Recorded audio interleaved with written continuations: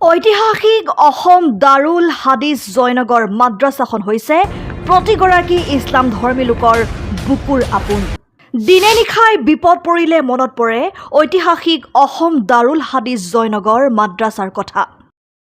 হিন্দু মুছলমানৰ আস্থাৰ প্ৰতীক হৈছে ঐতিহাসিক অসম দাৰুল হাদিছ জয়নগৰ মাদ্ৰাছা, যিখন মাদ্ৰাছাৰ জন্ম দিছিল মৰহুম ফকীৰধন চাহাবে।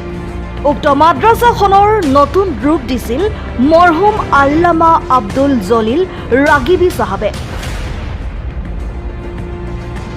আজি একাংশ তথাকথিত মুছলিম লোকে বিতৰ্ক কৰিছে মাদ্ৰাছাখনক লৈ। বিতৰ্ক কৰাসকলে নাজানে ঐতিহাসিক অসম দাৰুল হাদিছ জয়নগৰ মাদ্ৰাছাখনৰ ইতিহাসৰ বিষয়ে। আল্লাহৰ প্ৰতি ভয় নাই একাংশৰ। এইজন ব্যক্তিয়ে মাদ্ৰাছা বা মছজিদত খেদমত কৰিব পাৰিব যিজন ব্যক্তিৰ ফালে আল্লাহে তেওঁৰ মৰমৰ দৃষ্টিৰে চায়। তেনে ক্ষেত্ৰত আল্লাহৰ হুকুম অনুযায়ী হোজাইৰ প্ৰতিষ্ঠিত ব্যৱসায়ী ধনাঢ্য হবিব মহম্মদ চৌধুৰী মাদ্ৰাছাৰ সংবিধান অনুসৰি সভাপতি হিচাপে নিৰ্বাচিত হ'ল। আমি ৰাইজে নিৰ্বাচিত কৰা নাই।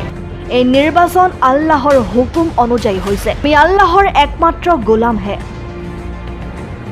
আল্লাহৰ হুকুমৰ বিপৰীতে পৃথিৱীৰ কোনো কাম নহয়। কিন্তু আল্লাহৰ হুকুম অমান্য কৰি একাংশ লোকে এতিয়া হবিব মহম্মদৰ বিৰোধিতা কৰিছে।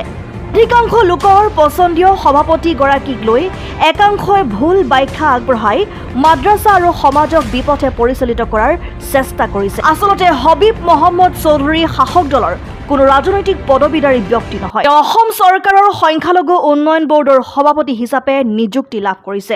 এয়া চৰকাৰৰ এটা পদবী। যি চৰকাৰ আহে সেই চৰকাৰেই তেওঁৰেই দলৰ পচন্দীয় লোকক নিৰ্বাচিত কৰে। এয়া শাসক দলৰ কোনো পদবী নহয়।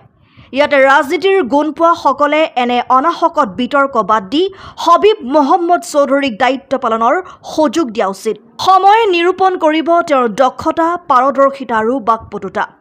আশা কৰোঁ এই প্ৰতিবেদনৰ পিছত বিতৰ্ক বন্ধ হ'ব।